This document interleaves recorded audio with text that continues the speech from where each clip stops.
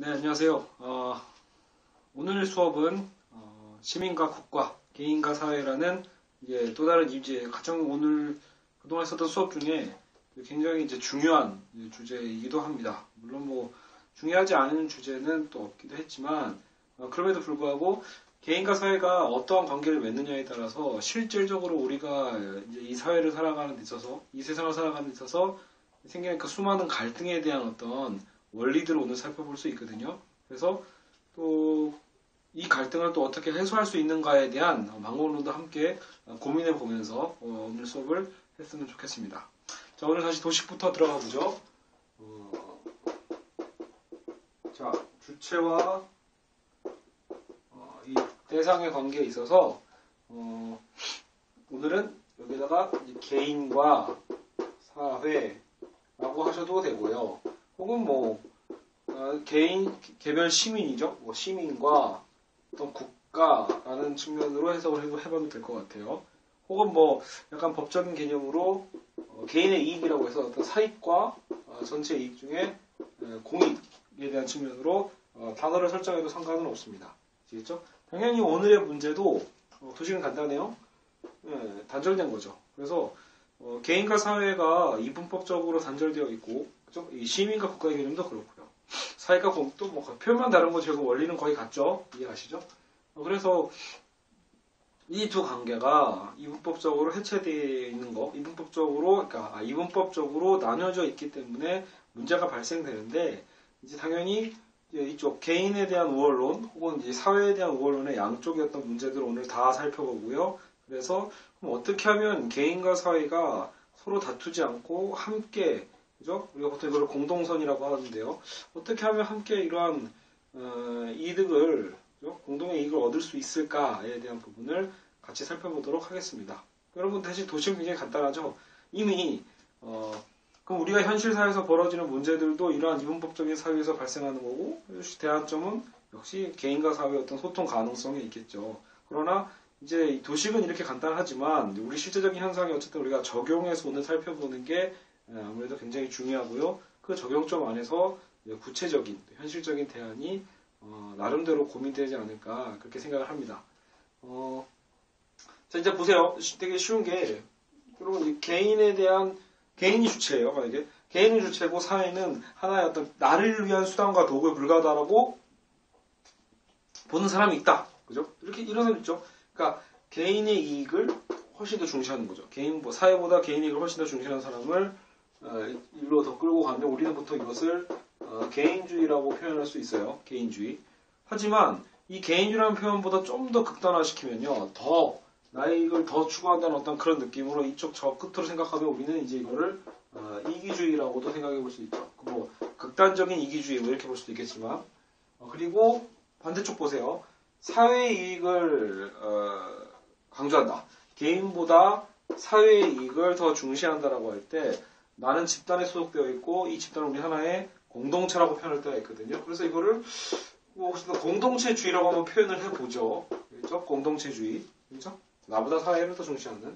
근데 이 공동체주의보다 더 극단화시키면 여기서 우리는 하나의 부정적인 어떤 표현이 나오는데 전체주의라는 위험성이 도달하게 되죠. 전체주의, 글쎄요. 어떤 이제 거대한 집단 획일주의라고도 생각할 수 있을 거예요. 사실은요, 여러분, 이거는 제가 임의적으로 나눈 하나의 용어에 불과합니다. 그러니까, 딱히 제가 전문학자는 아니기 때문에 사실 또 여기에 대해서 여러 가지 비판점도 있을 수 있지만, 여러분이 이해하기 쉽게끔 제가 설명하기 위해서 제 나름대로 일단 용어를 구분한 거거든요. 예를 들어 여러분 개인주의와 이기주의는 사실은 어떤 차이가 있느냐고 할 때 사실은 차이 없게 쓰일 때도 있어요. 개인주의도 그냥 이기적이다라고 쓰일 수가 있는데 제가 지금 굳이 개인주의와 이기주의를 단계를 나눈 이유가 뭐냐면 나중에 우리가 마지막 단계에 개인과 사회가 함께 소통할 수 있는 어떤 지점이 필요하거든요. 여러분 적어도 극단적인 이기주의자가 사회를 위해서 헌신할 리가 없거든요. 이해가시죠? 극단적 이기주의자가 과연 이 공익을 위해서 헌신할 것인가? 물론 여러분 여기서 경제학적 사회에서는 가능성은 있습니다. 그러니까 애덤 스미스의 이제 보이지 않는 손의 원리에 의해서 각자 자신의 개인의 이익을 위해서 자기의 이익을 위해서 최선을 다해서 자신의 이기심에 의해서 최선을 다해 나의 이익을 위해서 최선을 다하는 행위들이 결국은 공익을 창출할 수 있다라고 보는 관점이죠. 그죠? 그러니까 좀 더 정확하게 얘기하면 원래 애덤 스미스 원리는 그러니까 우리 각 개인은 뭐 의도적으로 지금 내가 이것을 하면 내가 이 행위를 하면 사회에 도움이 될 거야라는 착한 행위가 아니라는 거죠.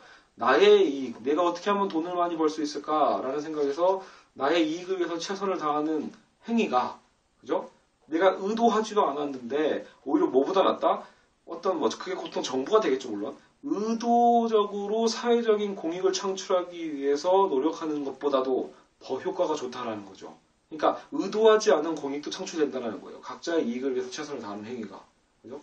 얼핏 보면 좀 이것도 말이 안 되는 것 같긴 한데, 여기서 만약에 애덤 스미스가 말하는 이기심이 정말로 이런 극단적인 이기심이 아니라요. 자신에게 주어진 역할에 대한 어떤 최선을 다하는 행위라고 생각하면 나름대로 타당성은 있습니다. 아시겠죠? 하지만 우리가 다시 현실로 돌아오셔서 어쨌든 정말로 극단적인 이기주의자가 만약에 예를 들어 우리나라에서 최대 재벌이 됐다고 생각해 보세요. 그러면 일단은 초반에는 애덤 스미스 원리가 맞을 수 있어요. 아주 극단적인 이기주의자가 이 국가를 움켜잡은 어떤 재벌이 됐다라고 할 때 그 재벌이 되는 과정에서 수많은 사람들을 고용하게 될 거니까 고용을 창출하게 되고요. 국가의 생산성을 늘려가게 되겠죠. 그러나 문제는 뭐냐면 여러분 결국은 그 극단적인 이기주의자라는 건 도덕적인 악함이겠죠. 그러면 정말로 정당한 경제 법칙이나 법적 테두리를 정말로 다 준수하느냐에 대한 문제가 발생을 해요. 무슨 말이냐면 여러분 항상 최저임금제 같은 게 있죠. 과연 최저임금제를 이 사람이 지킬 것인가? 이 사람은 수단과 방법을 가리지 않고 최저임금도 주지 않은 채 혹은 주더라도 최저임금까지만 준 채 최대한 많은 시간을 노동시키려고 할 것이고 최대한 강한 노동 강도를 요구하게 되겠죠. 왜요? 그게 본인에게 이득이 되거든요. 그죠? 그래서 그런 측면으로 보면 어떤 이 개인의 이기심이 공익과 사실은 공존할 수 있다라고 보는 관점은 사실 어느 정도는 이상론에 가깝습니다. 정말로 법 테두리만 지키면 되지 않냐라고 누군가 그러겠죠. 여러분 법의 테두리도 왜 생겼냐? 결국은 개인의 이기심을 절제하기 위해서. 절제라는 표현이 더 안 맞죠. 오히려 강제한 거죠. 결국은 법은 강제를 통해서 결국 뭐죠? 모두가 함께 공존할 수 있는 가장 기본적인 그죠? 지켜야 할 강제성이거든요. 그러니까 그거마저 없으면 사실 인간의 이기성은 정말로 전체 사회를 파괴시킨다는 그죠? 그것은 사실 거의 자명한 거죠. 그래서 애덤 스미스의 이기주의 여러분이 나중에 접목해서 해석하실 때는 그것은 오히려 경제학의 어떤 일부 측면에서만 경제학적 분야에서도 어떤 일부의 어떤 원리에 의해서는 맞는 표현이지만 그것이 그 이기주의가 우리가 생각하는 어떤 극단적 이기주의는 좀 다르다라는 거예요. 제가 보기에는 어떤 법적인 준법 정신을 갖고 있는 하나의 어떤 바람직한 개인주의 측면에서 볼 때는 그런 가능성은 있습니다. 그죠? 그러니까 착한 개인이 자신의 이익을 위해서 열심히 일을 한다면 그것은 의도하지 않는 공익을 분명히 창출하긴 하겠죠. 그렇겠죠? 자, 여하튼 그래서 제가 정말 주장하고자 하는 자리는 여기라는 거예요. 결론부터 말씀드리면 제가 나중에 개인과 사회가 소통할 수 있는 가장 그 접점이 어디냐라고 할 때 저는 건전한 개인주의라고 표현해도 좋아요. 수식을 붙여도 되지만 일단은 이기주의는 아니다라는 거죠. 이기주의와 손을 긋는 개인주의를 생각하고 싶습니다. 아시겠죠? 그리고 다시 이쪽으로 오세요. 그러면 이쪽에는 제가 공동체주의란 말을 갖다 놓는데 그건 또 역시 얘랑 선을 긋기 위해서 일부러 넣은 표현이겠죠.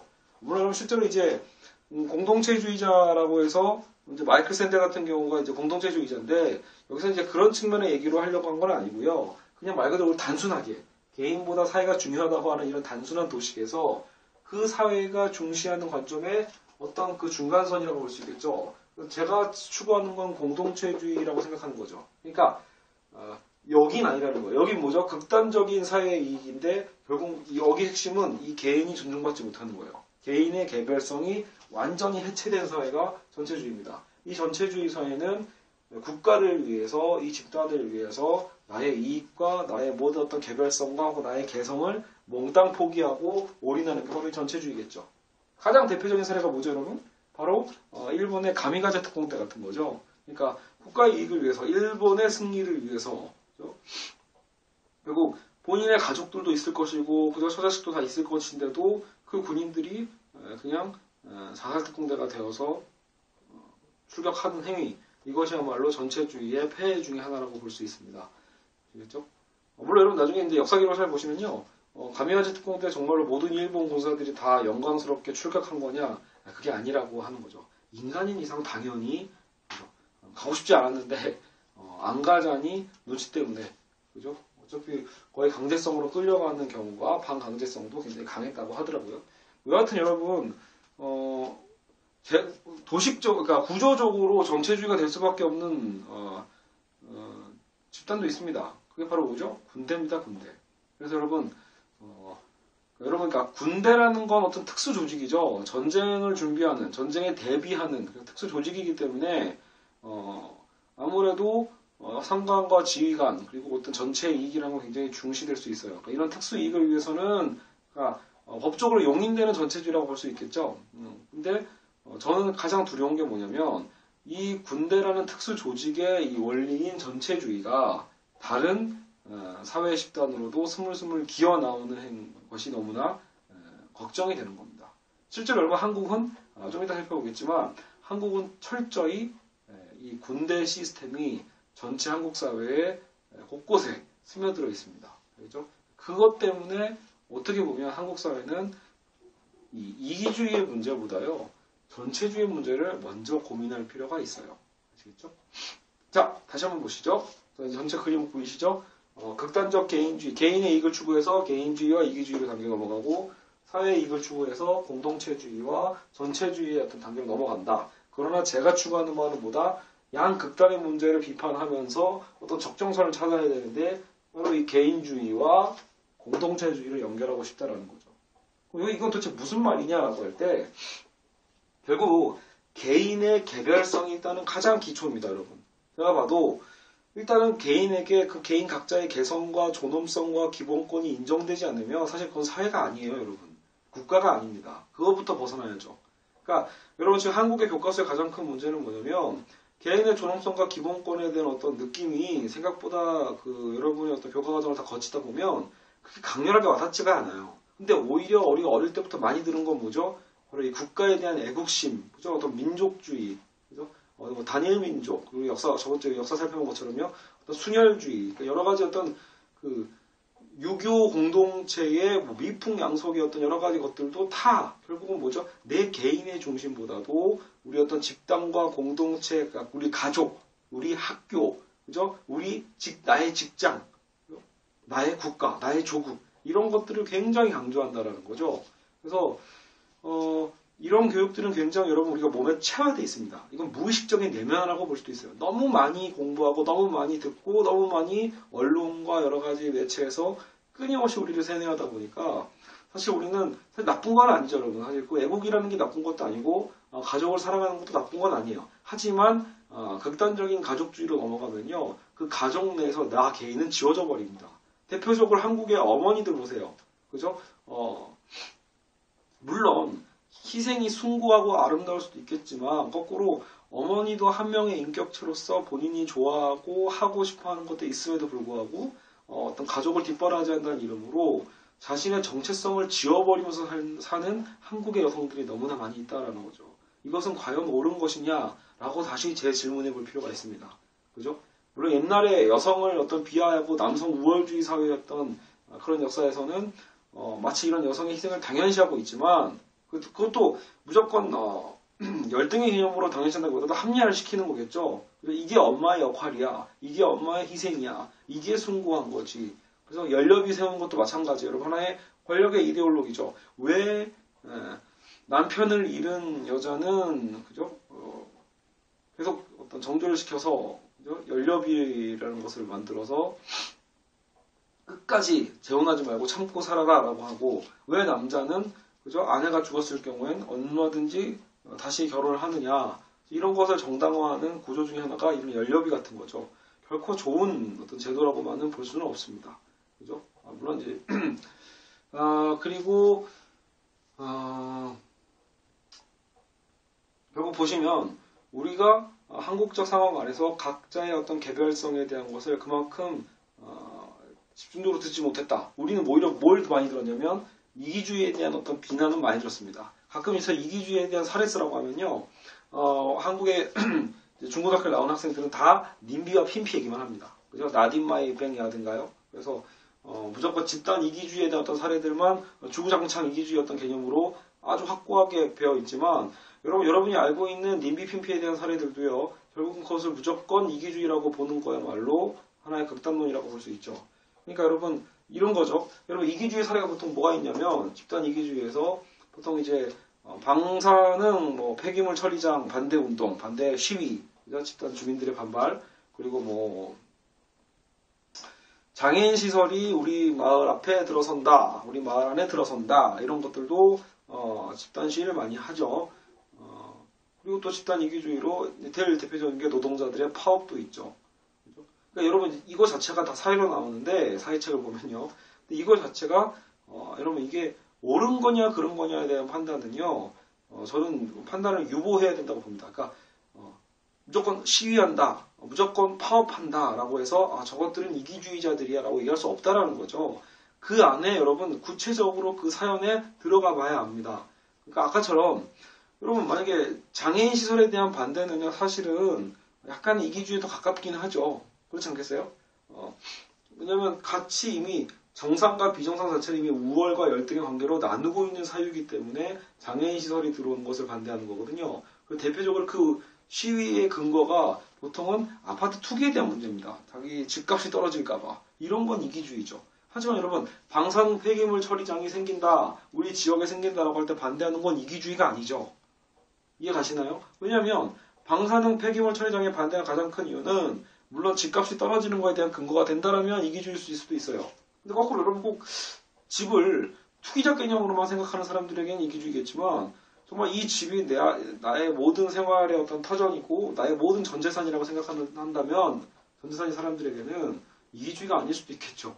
왜냐하면 내가 평생 열심히 벌어서 모아서 산 집인데 그 집을 드디어 여기서 평생 살아야겠다 생각하고 모든 걸 투자했는데 갑자기 방사능 폐기물 처리장에 들어와서 위험지역이 되는 바람에 집값이 폭락을 했다라고 할 때 어쨌든 그것은 내 재산의 손해인 건 사실이거든요. 그러니까 그런 부분은 어쨌든 부분적으로 인정될 수 있다는 거죠. 이것을 무조건 집단 이기주의만으로는 볼 수 없어요.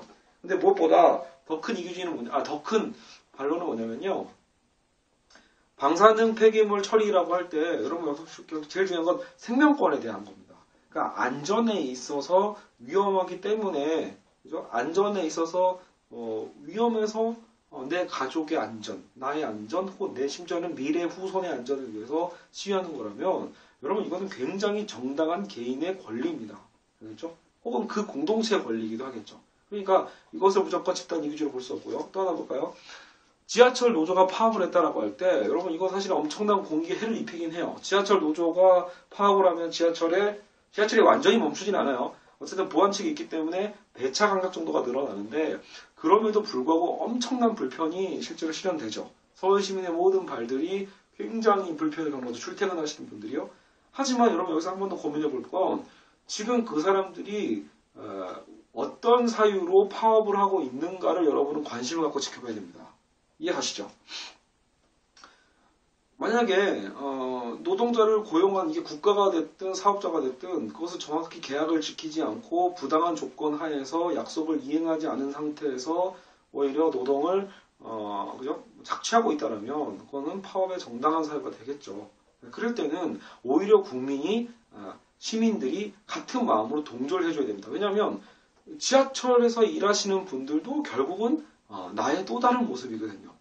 나의 형제가 있을 수 있고 나조차도 언젠가 내가 그 일을 할 수도 있는 것이고 나도 같은 노동자로서 공감대를 형성함으로써 오히려 내가 지금 불편하더라도 지지를 해줘야 됩니다. 정작 그 사람들의 파업이 정당한 사유인데도 불구하고 내가 지금 출퇴근에 불편하다고 해서 그들은 집단 이기주의라고 얘기하고 있다면 오히려 거기서 그 불평을 터뜨리고 있는 사람들이 이기주의인 거죠. 이해 가시죠? 그러니까 항상 단편적인 사유만을 갖고 저 집단 이기주의자들이라고 얘기할 수 없다는 겁니다. 아시겠죠?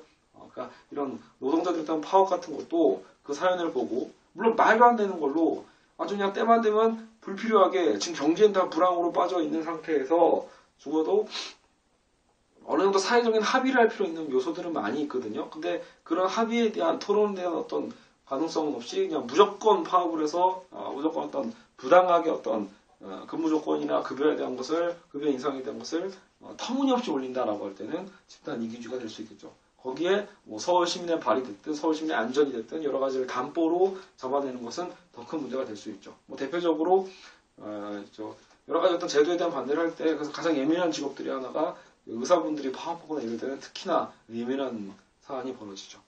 어쨌든 여러분 이기주의는 물론 나쁜 겁니다. 개인의 극단적 이기주의를 통해서 남에게 타자에게 결국 피해를 어쨌든 끼치게 되거든요. 그러니까 그런 면에서 비판할 수 있겠지만 하지만 항상 여러분 그때그때 다르다. 그죠? 그때 구체적인 맥락을 살펴보면서 어떤 이게 정말 이기주의로 판명할 수 있는 것인지 아니면 정당한 개인의 개인주의, 권리인지 구분하자는 거죠. 여러분 다시 보시죠. 저는 그래서 한국에는 이 개인주의가 굉장히 필요하다고 봅니다. 그러니까 가장 지금 이 시대에 회복돼야 될 부분이 이기주의는 배척하되 개인주의는 살려내야 된다고 봅니다. 그럼 무슨 말이냐? 다시 보세요, 여러분. 이쪽으로 오시면 결국 우리 한국 사회는 이 전체주의 사회가 너무나 강력했다라는 거죠. 왜냐면 여러분 잘 보세요. 우리가 이미 조선시대 때도 유교 국가였죠. 유교의 개념 자체가 사실 원래 여러분 공동체주의를 추구한다고 볼 수도 있거든요. 그죠? 근데 문제는 여러분 공동체주의가 얼마나 유지하기 힘든 거냐면요. 그 정말로 내가 타자를 사랑하는 그 마음, 정신을 잃어버리면요. 그냥 그것은 바로 아무리 좋은 전통도요. 결국은 말 그대로 어떤 구습이 됩니다. 아주 그냥 불필요한 어떤 그냥 학습이 되어버리는 거죠.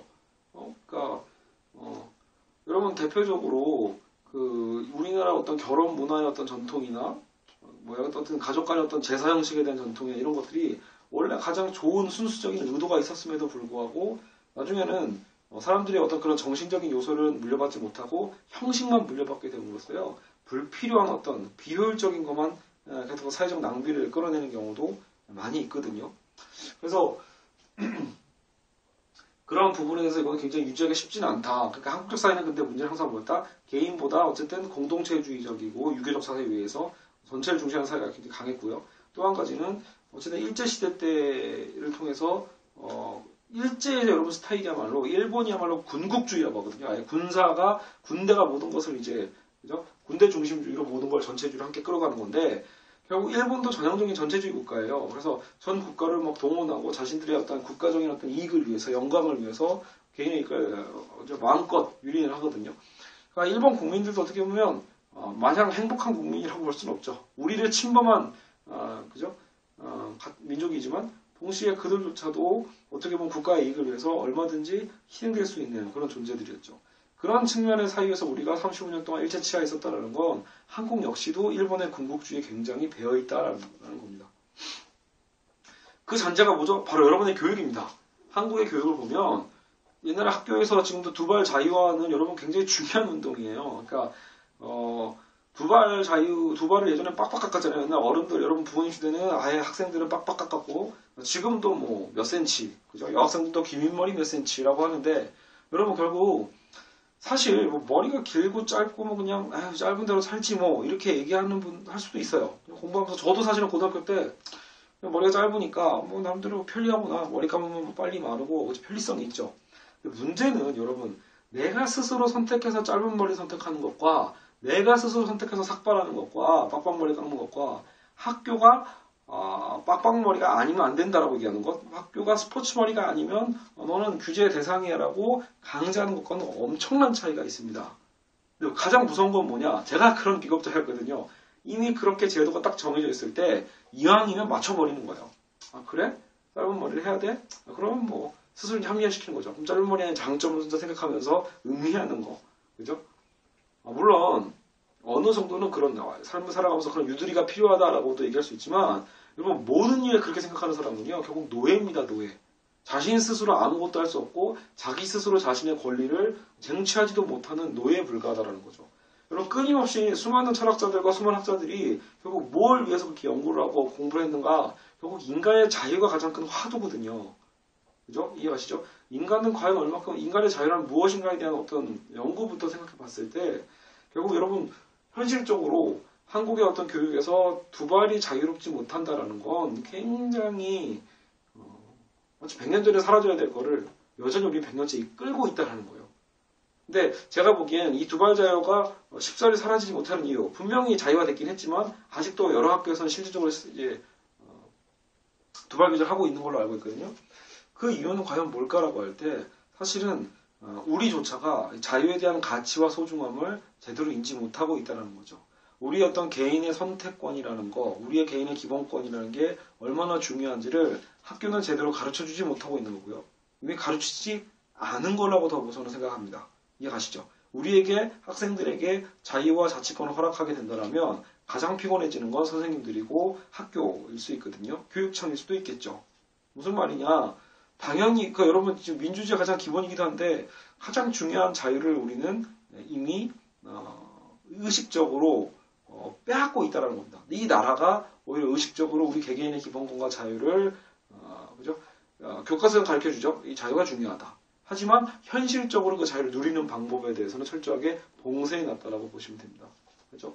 교복도 마찬가지예요. 물론 여러분 교복의 장점이 있습니다. 그죠? 뭘 입을까? 그죠? 혹은 뭐 심지어 누가 이러죠? 요즘 이렇게 돈 있는 학생은 명품 옷을 입고 다닐 거고 돈 없는 학생은 가난한 옷을 입게 되면서 빈부격차가 드러날 거기 때문에 교복이 오히려 좋다라고 하는데 사실 뭐 그 근거에 있어서는 사실 의미가 있어요. 어느 정도는요. 위화감을 느낄 수 있다라면 그냥 저 모두가 그죠? 함께 같은 곳으로 맞춰주고 있는 거 자기 스스로 뭔가 내가 나의 이런 모습 때문에 저 친구가 힘들어하는구나라는 배려의 마음을 통해서 어떻게 보면 맞춰주는 것 그죠?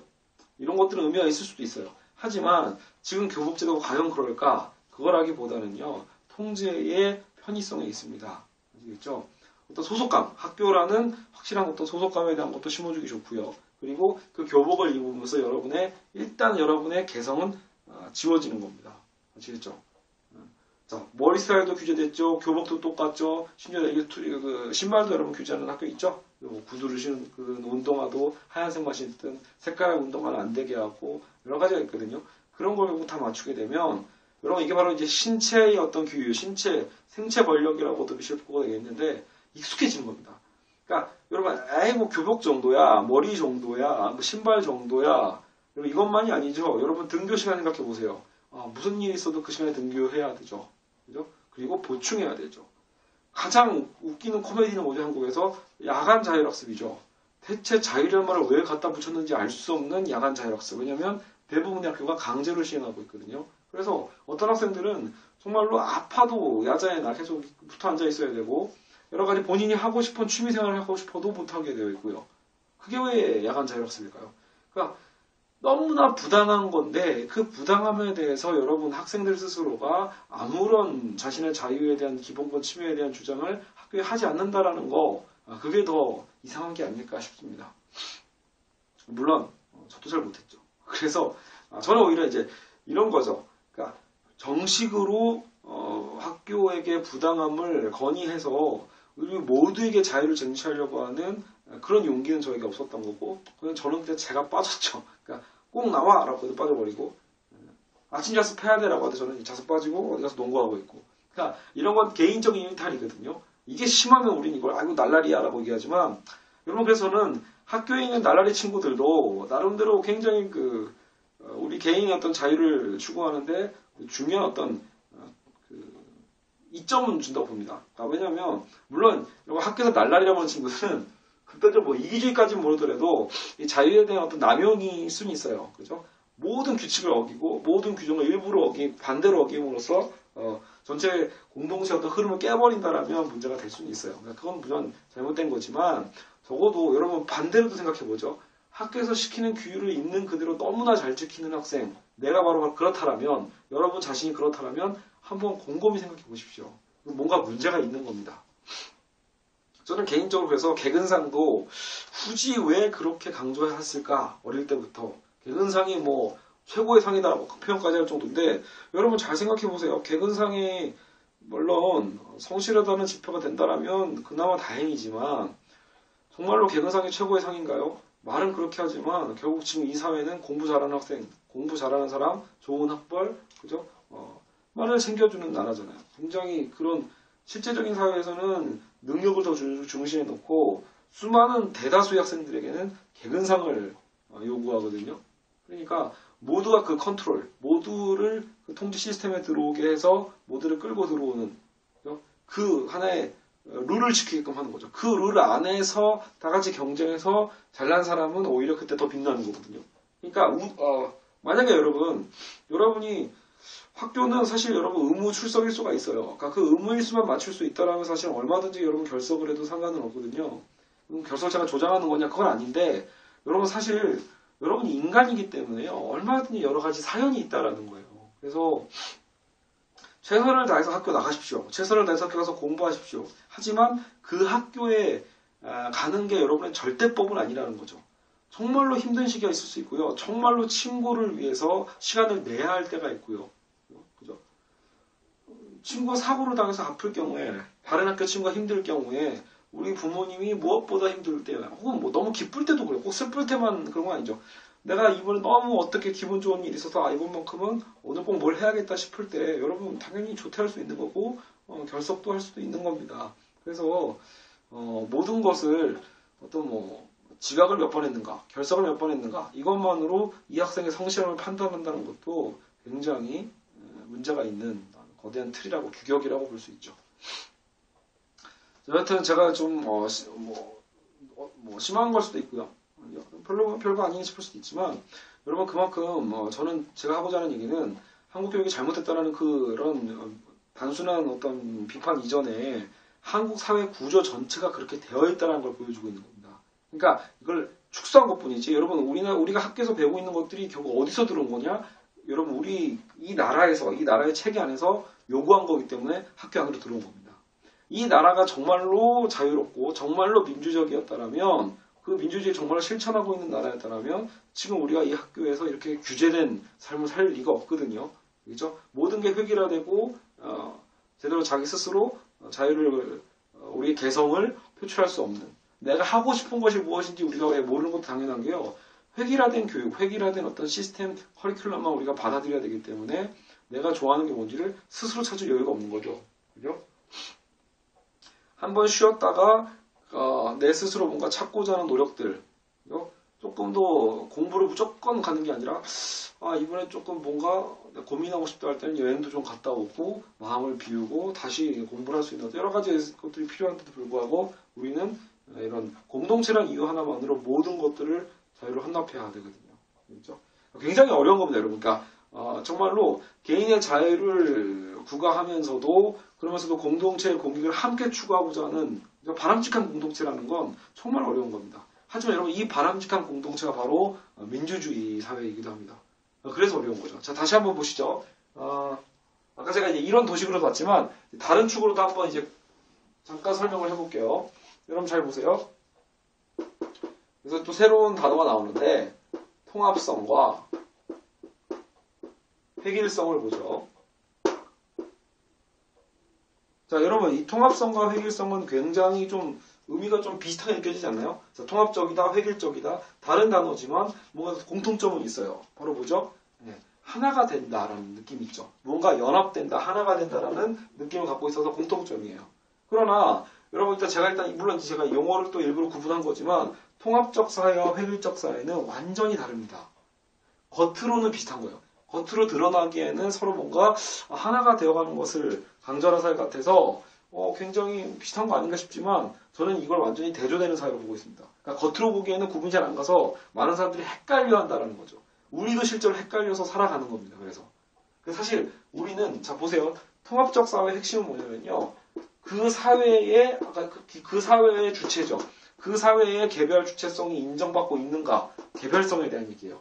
그 사회의 구성원들이 각자의 개성, 각자의 기본 권리를 제대로 존중받고 있는가가 우리는 개별성이라고 하거든요. 이 개별성이 존재하는 게 바로 통합적 사회라는 거죠. 약간 논리의 비약이 있네요. 다시 보시면 개별성이 인정받는 사회를 우리는 다양한 사회라고 하거든요. 다양성 인정, 개별성, 다양성 여기서 벌어지는 거죠. 구성원들의 의견을 받아들이는 거예요.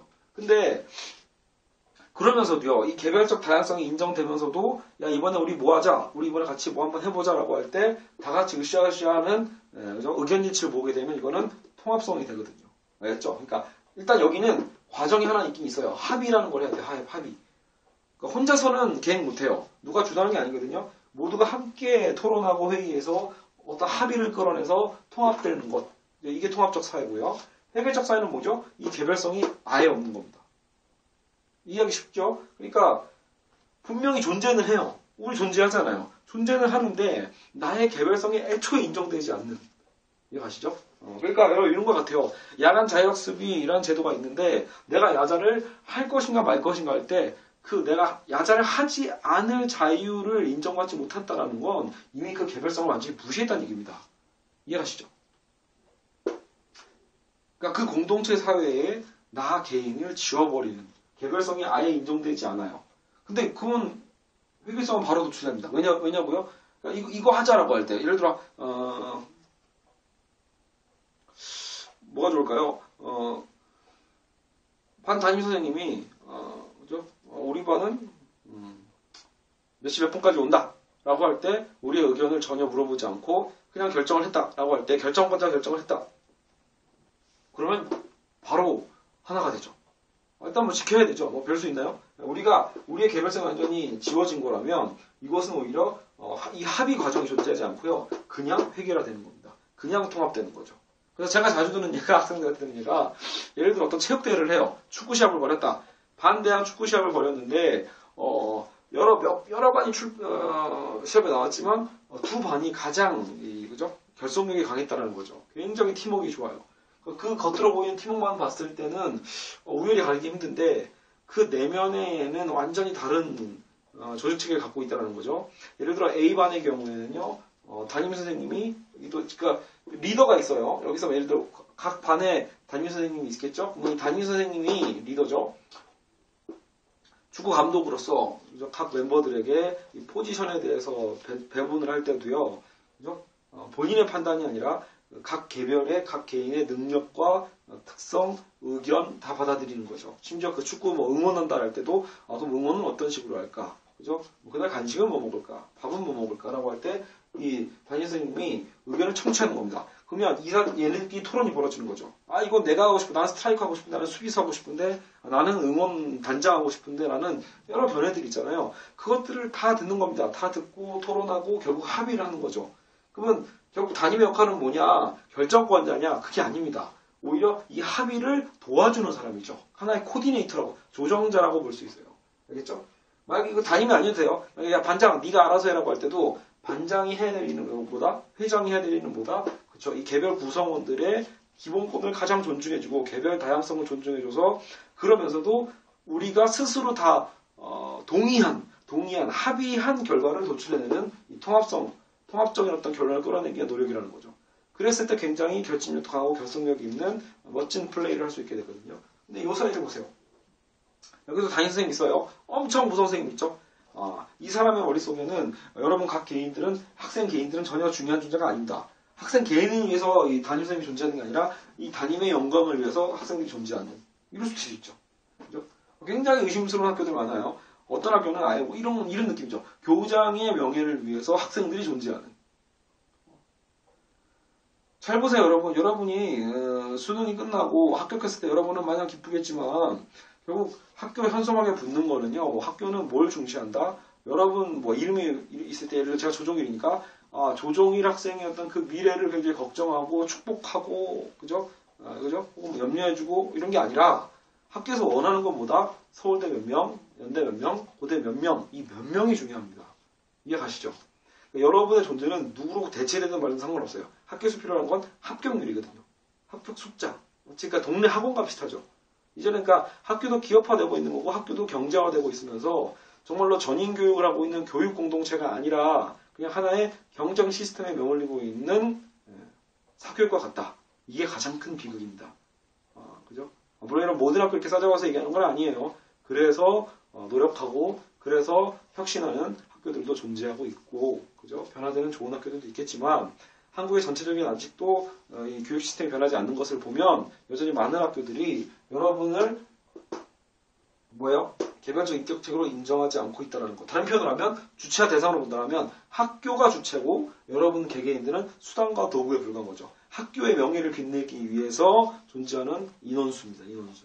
근데 여러분 또 잘 보세요. 이 회계성 사회는 결국은 개별 주체성이 인정되지 않으니까 다양성도 없고 그래서 획일적이 되는데 여러분 요 속도가 다릅니다. 그러니까 무슨 말이냐면 단합하는 속도가 여기가 훨씬 빠르다는 거예요. 여기는 당연히 느리죠. 합의해야 되니까. 여러분 이 합의 과정이 쉽나요? 굉장히 어렵습니다. 실패할 때도 많아요. 근데 여기는 어때요? 실패할 수가 없죠. 누가 세면? 리더가 세면요. 리더가 강력하면요. 여기는 애초에 통합된 획일적으로 하나를 연합하는 거 굉장히 빨라집니다. 그래서 이게 굉장히 경제학적으로도 효율적이라는 거죠. 강력합니다. 그죠? 그러나 지금 제가 여러분에게 권장하는 사회는 뭐죠? 이 사회가 아니라 이 사회입니다. 비효율적이죠. 굉장히 느립니다. 서로의 의견들 다르고요. 자칫하다가 싸울 수도 있고요. 자칫하다가 완전히 공동체가 해체될지도 몰라요. 그죠? 다시 한번 합의하는데 누구 마음 상처당하고 이래가지고 이제 복귀되기 힘들지도 모릅니다. 굉장히 어려운 사회죠. 여기에 리더는 별거 아니에요. 멋지지 않아요. 어떻게 보면요. 강력한 카리스마가 필요한 게 아니라 뭐죠? 서번트 리더십과 같죠. 봉사해야 됩니다. 이들이 아까 그 좀 삐진 사람들 다시 달래줘야죠. 야, 미안하다. 내가 너의 마음을 잘 몰랐던 것 같다. 아니면 야, 너가 철수의 마음은 그런 게 아니었어. 이런 식으로 얘기해서 위로하고 합의할 수 있게끔 해주는 코디네이터. 조정자가 바로 리더입니다. 여기서의 리더. 이 사회의 리더. 통합적 사회의 리더는 조정자입니다. 조정자. 아시겠죠? 섬기는 자입니다. 섬기는 자. 그러나 이게 획일적 사회의 리더는 뭐죠? 섬기는 자가 아니라 권력자. 그죠? 군림하는 자. 그죠? 곧 제왕과 같은 자죠. 왕이죠, 왕. 그죠? 결국 더 큰 문제는 뭐죠? 이 사람을 위해서 이 공동체가 존재하는 거기 때문에 애초에 우리의 개별성은 존재하지 않는다. 단지 이 사람을 위해 존재한다는 거예요. 단지 여러분, 근데 무서운 건 그거예요. 이데올로기라는 게 뭐냐면 이념화 시킨다는 건 대놓고 나를 위해 일해라. 이렇게 얘기하면 얘네도 말 듣기 싫겠죠. 그러니까 최면을 거는 거죠, 하나에. 자, 국가를 위해 일해라. 국가를 위해 희생해라. 애국주의자가 되라. 라고 할 때 여러분 구분할 줄 알아야 된다는 거예요. 그래서 위험한 겁니다. 겉으로 보면 똑같다라는 거예요. 둘 다 애국자가 될 수 있어요. 하지만 여기에 애국주의라는 건 나의 개별적 인권이 보장되는 상황에서 내가 국가를 위해서 자발적으로, 그죠? 근데 그 자발성이라는 것도 내가 막연히 희생당하는 거라는 것을 깨닫게 되면 그때는 멈출 줄 알아야 되는 것도 여러분, 그게 국가를 사랑하는 겁니다. 그게 그 공동체를 사랑하는 겁니다. 그 공동체의 궁극적인 의미 있는 공동체가 되기 위해서라도요, 여러분, 그 공동체에서 강제성이 너무 강하다. 나의 개별성, 우리 공동체 구성원들을 무시하고, 그쵸? 알고 보니까 어디에 있다? 아하. 이 지도자, 이 강력한 지도자의 이익을 위해서 내가 봉사하고 있구나라는 걸 깨닫게 된다면, 당장 그 공동체에서 나오시거나, 알겠죠? 파업. 여기서 필요한 게 파업인가요? 네, 운동이 필요한 거죠, 여러분. 결국은, 여러분 자신이 보시면 겉으로 비슷하다 보이지만 여기가 바로 여러분 민주주의입니다. 민주주의 사회고요. 여기가 바로 독재 사회입니다. 이해 가시나요? 보세요 여러분, 그래서 민주주의 하면요 사실 정의가 되게 어려워요. 그래서 여러분 막연하게 민주주의 하면요 오히려 여러분 갑자기 공익과 헷갈리는 사람이 있어요. 민주주의 하면 무조건 국가의 어떤 공익, 모두가 함께 잘 사는 이렇게 할 때 여러분 이 모두란 표현도요 자칫 잘못하면 구분할 줄 알아야 돼요. 정말로 개별적인 다수가 모두 존중받으면서 모두 잘 사는, 그죠? 물론 여러분 잘 사는 목적은 아니고 민주주의는요. 그러니까 국민이 다스리는 나라죠. 근데 국민이 다스린다고 할 때 내가 곧 다스린다 그 의미예요. 나 개개인 한 명 한 명이 모여서 내가 그런 권리가 있다는 거죠. 그죠? 우리나라 헌법에 그죠? 1조 2항에 있죠. 모든 국가의 권력은 국민으로부터 나오죠. 그러니까 그것을 우리가 여러분 인정하고 믿어야 합니다. 믿지 않고 자꾸 이건 헌법 체계가 나오는 거고 나의 권리는 없어라고 생각하고 이런 패배주의에 있다라면 여러분 결국은 그런 우리의 소중한 한 표 한 표를 모아가지고 결국 뭐죠? 우리의 세금까지도 마구 좌지우지하는 권력자들이 더 많아지는 겁니다. 썩은 정치인들이 더 많아질 수 있다는 거죠. 그래서 여러분 우리가 깨어 있어야 되는 겁니다. 여러분 한 명 한 명이 나는 이 사회의 주인일 수 있다. 나는 이 사회의 진정한 권력자는 우리 개개인이라는 거죠. 그래서 자기 한 명이 얼마나 존엄하고 나의 존재가 얼마나 가치 있는지를 깨달아가는 것이 이 사회의 핵심이라는 거죠. 그러면서 서로를 존중하고 내가 존중받는 만큼 너도 존중되는 거고 너 그 목적 그 자체가 되는 거죠. 너를 바라보는 거에 있어서 너는 나를 위한 수단과 도구야가 아니라 내가 중요한 만큼 너 역시도 이 존재 그 자체가 소중해라는 고백과 선언이 필요한 거죠. 그런 관계에서 우리가 리더도 선출하는 거죠. 그게 우리가 선거입니다. 대통령을 뽑고 국회의원을 뽑고 지역구 국회의원을 뽑고요. 심지어는 여러분 반에 정교회장을 뽑고요. 반에 반장, 회장을 뽑는 거죠. 이해하시나요? 그래서 그 회장이 하는 일은 뭐다? 군림하는 게 아닙니다. 권력을 누리는 게 아니에요. 여러분 학급 회장, 정교회장들 뭐 하는 거죠? 입학사정학 할 때 그죠? 입학사정관제에서 뭔가 나 이거 하나 했어요 라는 어떤 스펙 자랑하려고 하는 게 아니에요. 그죠? 대부분 그렇게 알고 계시죠? 여러분 전교회장이 하는 일이 별로 없다 보니까 그냥 쟤는 그냥 저걸로 대학이나 잘 가려나 보다 하고 남일처럼 생각하시거든요. 여러분의 투표권을 써놓고요. 그래서는 안 됩니다, 여러분. 전교회장은요, 공부를 오히려 잘하는 게 아니라 못할 수도 있어야 돼요. 무슨 말이냐면 너무 학교를 위해서 열심히 일하다가 너무 학생들을 위해서, 학교가 아니라 학생들이죠. 학교의 주인인 학생들을 위해서 열심히 일하다가 자신의 학업조차도 제대로 관리 못할 정도로 열심히 하는 회장이 진짜 멋진 회장이죠. 이해 가시나요? 매점에 문제가 있나요? 매점이 막 너무 멀다. 매점 시간이 짧다. 그럼 누가 하는 거죠? 전교회장이 건의해야죠. 여러분 개개인도 건의할 수 있는데 그 건의를 모아서 전교회장이 학교와 싸우는 거죠. 어떻게 보면요. 이해 가시나요? 근데 여기 보세요. 여기가 바로 뭐예요? 독재사회입니다. 독재사회. 굉장히 겉으로 보면 똑같아 보인다는 얘기예요. 여러분 그러니까 헷갈리면 안 돼요. 민주사회도 결국은요. 제대로 연합만 한다면 하나됨이 보이고요. 독재사회도 하나됨이 보이거든요. 하지만 내면이 다르다. 목적 자체도 다르다. 이 개개인의 권력자, 일당 독재일 수도 있지만, 그죠? 한 개인 독재일 수도 있지만, 한 당의 독재일 수도 있고, 하나의 엘리트주의일 수도 있다는 거예요. 이런 게 결국은 문제라는 거죠. 그럼 국민이 이건 뭐예요? 완전히 봉이죠, 봉. 이들의 권력을 위해서 희생하는 봉과 같아요. 그죠? 자, 그럼 보시죠. 대표적인 나라가 사실 북한이죠. 북한은 뭐 말할 것도 없는 독재사회예요. 그죠? 이 북한은 그럼 북한만이 문제냐고 할 때, 여러분, 남한은 그러면 여긴가요? 자, 여러분 남한이 정말로 여기 민주사회의 도식에 맞아 떨어지려면요. 한국의 그죠? 극단적인 엘리트주의나 극단적인 어떤 권력자들에 대한 어떤 누림에 대한 것들의 견제가 정확하게 있어야 됩니다. 돈이 많은 자가 무조건 유익을 누리고 권력이 있는 자의 자녀들은 군대도 가지 않고 그죠?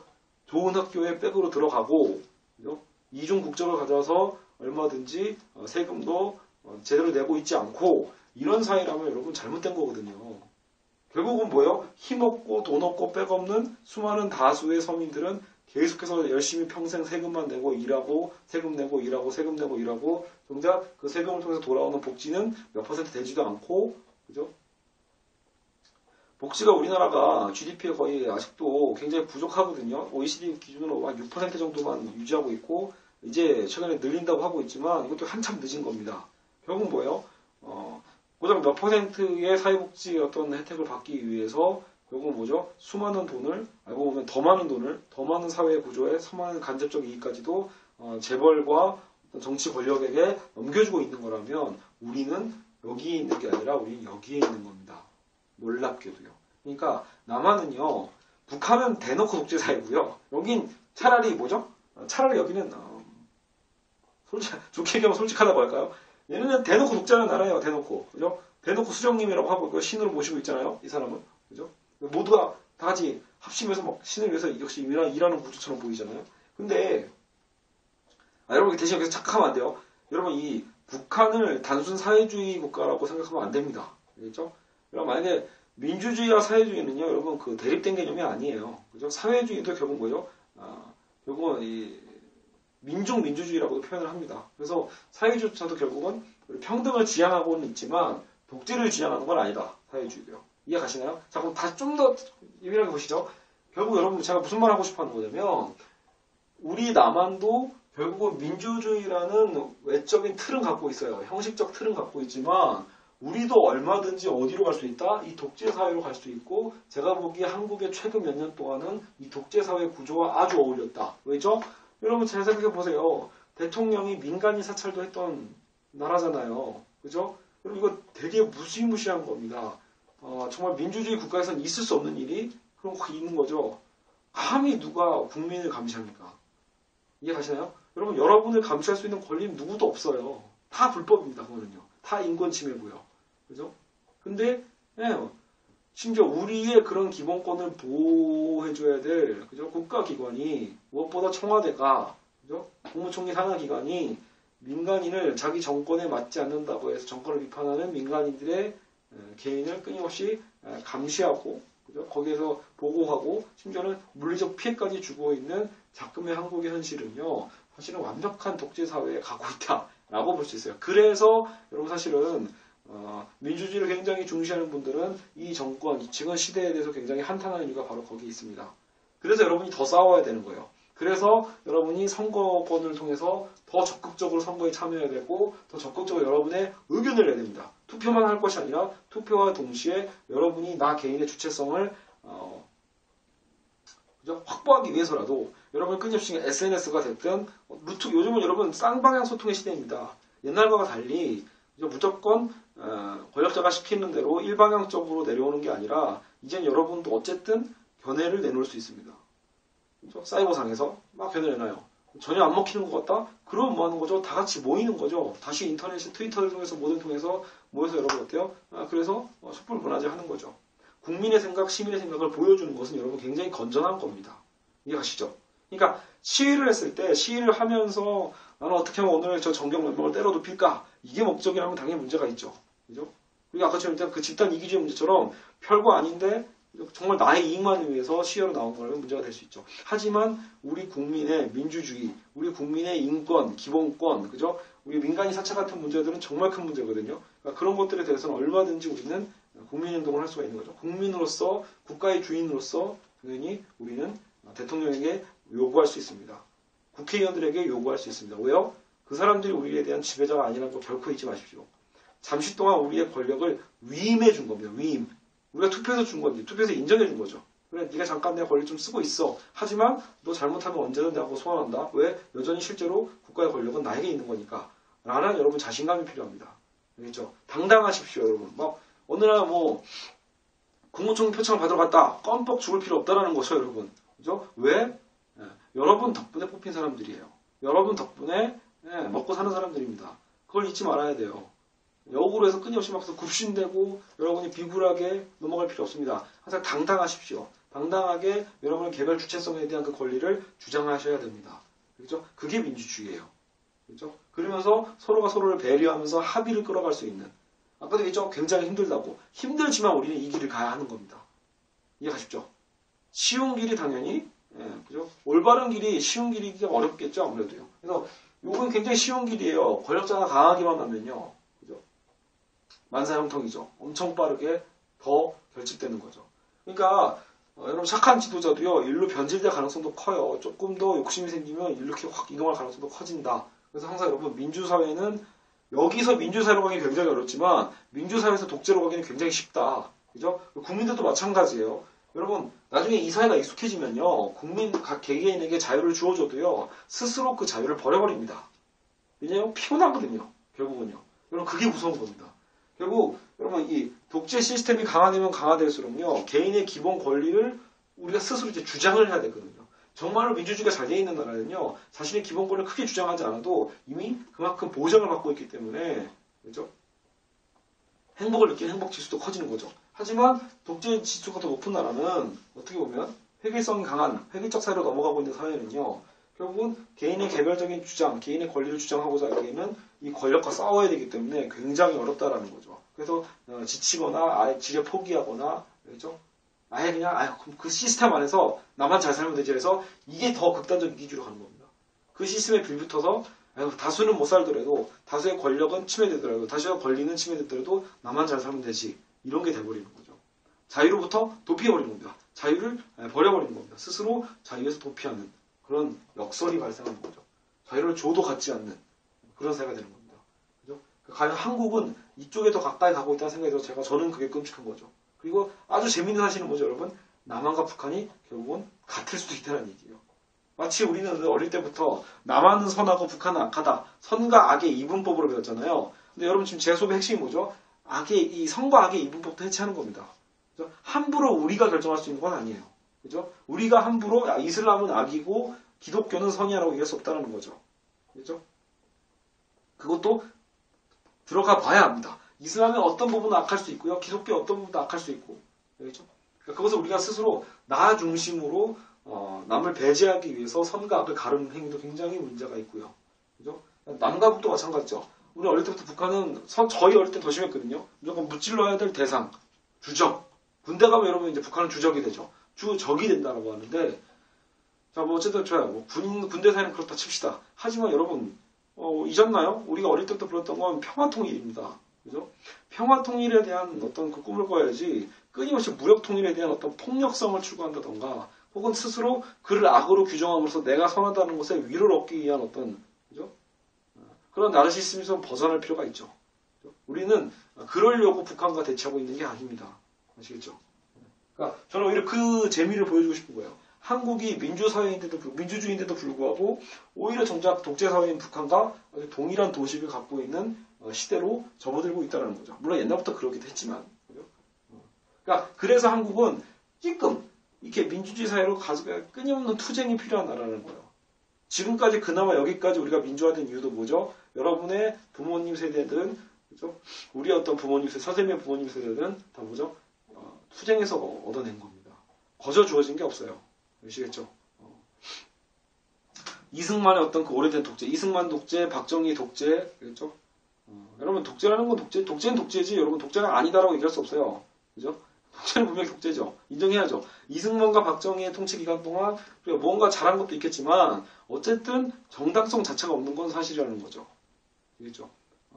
자신들이 독재하기 위해서 수많은 사람들의 목숨을 앗아갔고 수많은 민주주의의 헌법적 가치를 훼손했고 이런 것들 여러분 당연히 문제되는 겁니다. 그죠? 그리고 나중에 전두환의 독재. 그죠? 그러니까 이런 독재에다가 그죠? 그리고 우리 표도 어때요? 이승만의 표도 무조건 흩어지면 죽고 뭉치면 산다라고 했잖아요. 그러니까 무조건 이 전체주의의 가능성을 갖고 있었고요. 박정희 말할 것도 없죠. 그죠? 전형적인 일본의 군국주의 시스템을 젊어서 이제 일본 장교로서 배워왔고 그리고 역시 그 군인적인 어떤 마인드는 당연히 나중에는 전군이 아니죠. 전 국민의 군대화를 실현시킵니다.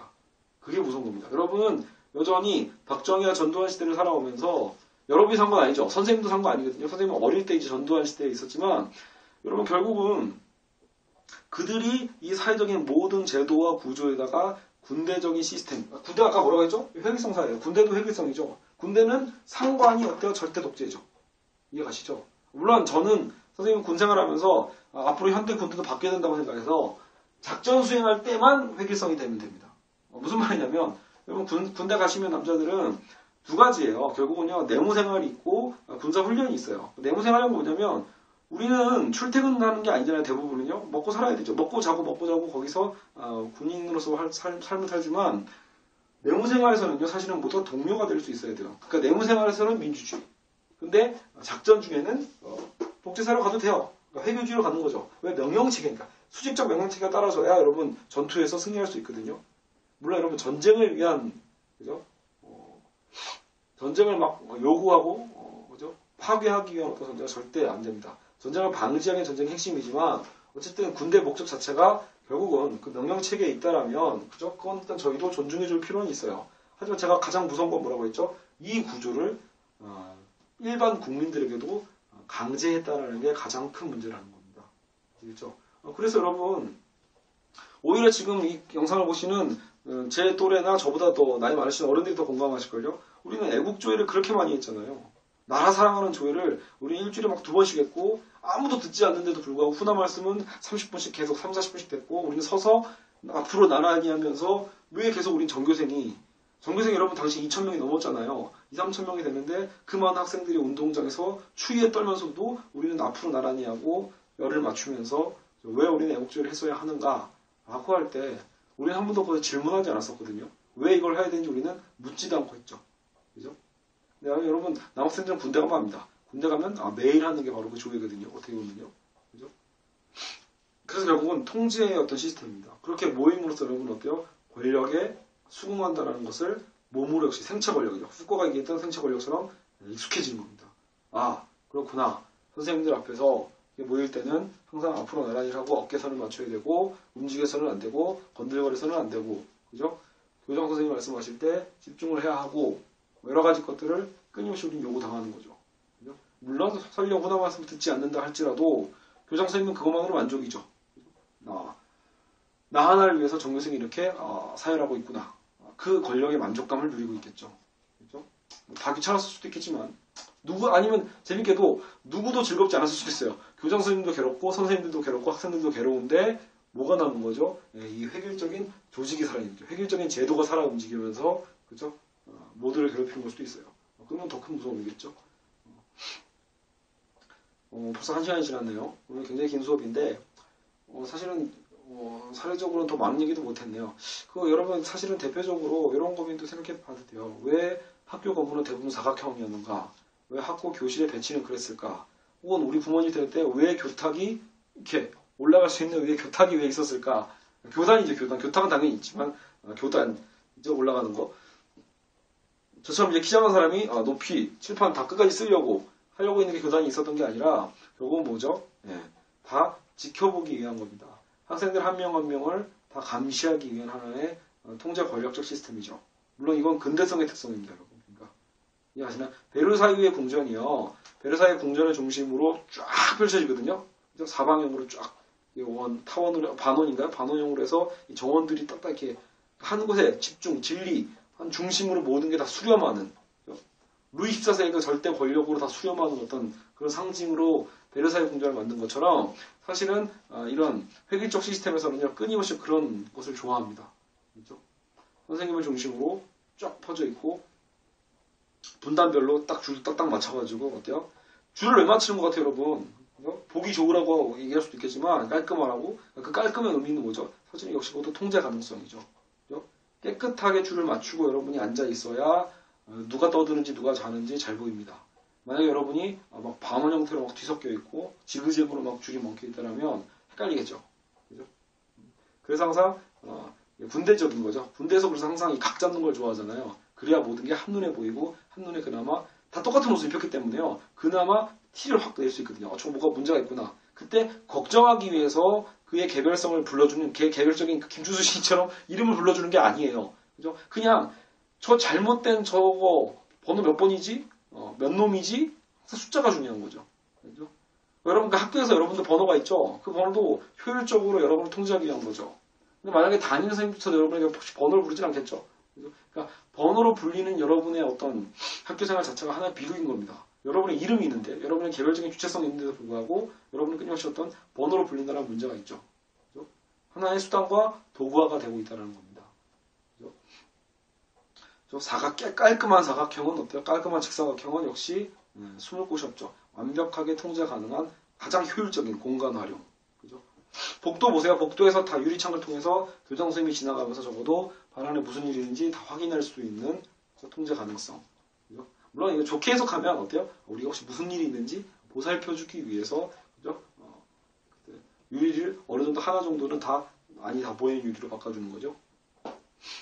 이런 어떤 여러분 그러니까 사실은 건축 구조부터요, 뭐 음악도 막 무조건 어떤 행진적이고 국가에 충성하는 어떤 애국주의적인 어떤 이런 음악들도 있고요, 그림도 마찬가지죠. 결국은요 모든 사상이요 독재 사회로 갈 때 실제로 그런 독재 국가들이 대부분 그런 특성을 보이고 있잖아요. 그러니까 우리도 마찬가지입니다.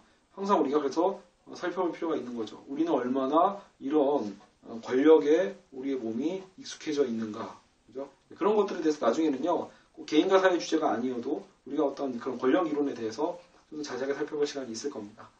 그래서 혹시 오늘 이 시간에 다 못한, 혹시 저도 지금 빼먹은 게 좀 많긴 하거든요. 우리 사례로서는 용산 참사에 대한 얘기도 좀 해보고 싶기도 했고, 그죠?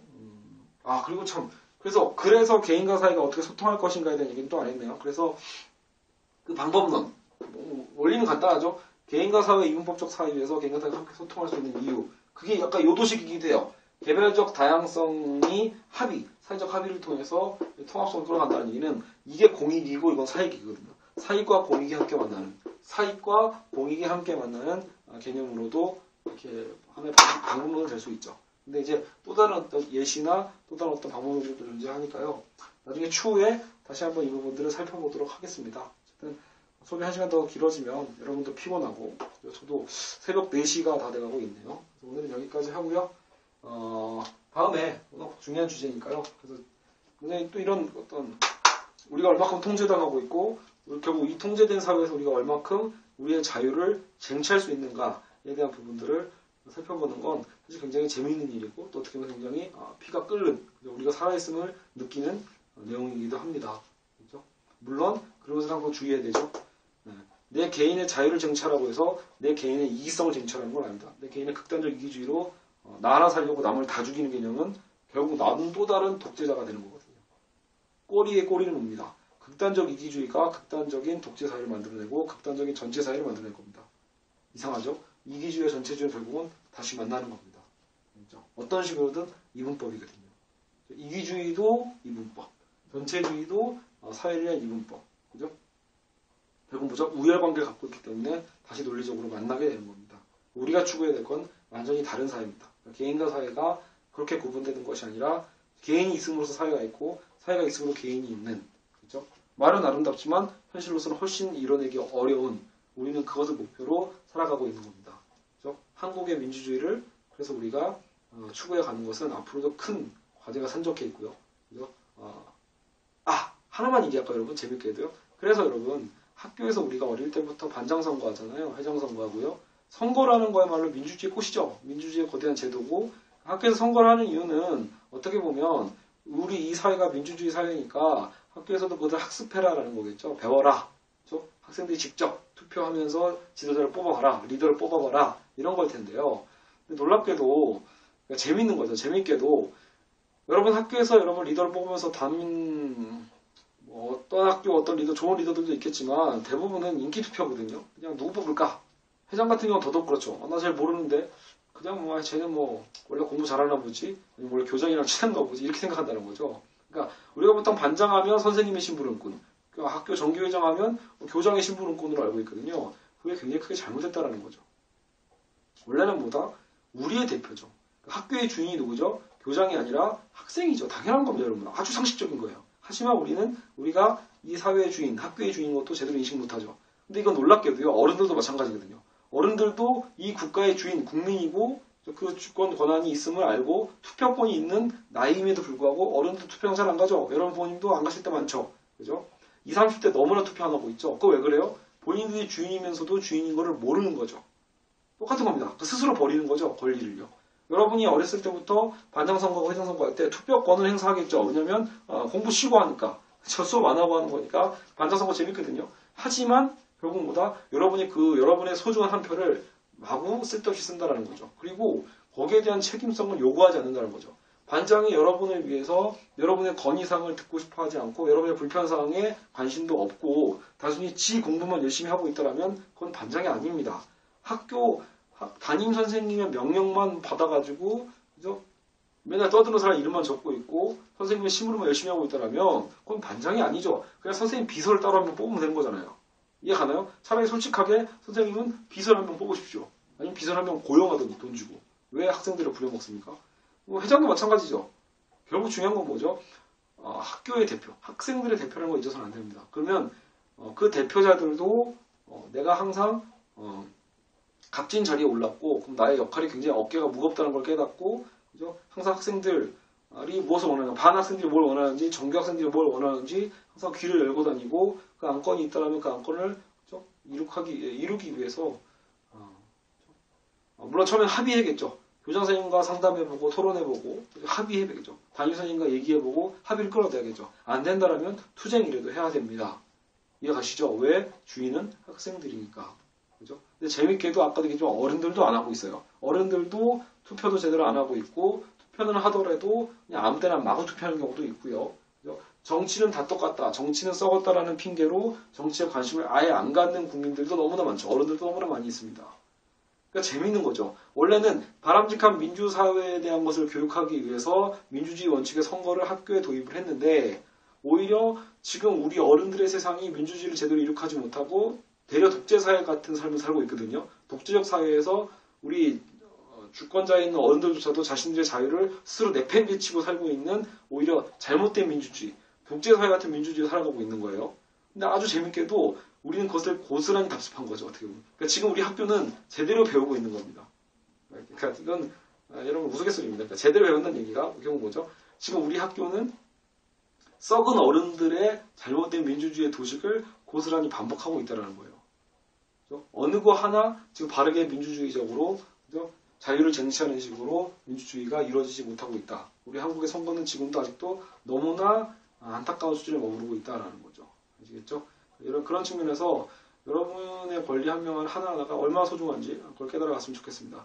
조만간 우리가 그래서 이제 윤리학적으로도 나와 너와의 이제 도덕적 관계에 대해서도 한번 살펴볼 것 같고요. 여러 가지 주제로 한번 또 살펴보기로 하겠습니다. 잠이 와서 안 되겠네요. 잠이 너무 와서 오늘 수업 여기까지 하고요. 오늘 여러분도 수업 듣느라 고생하셨습니다.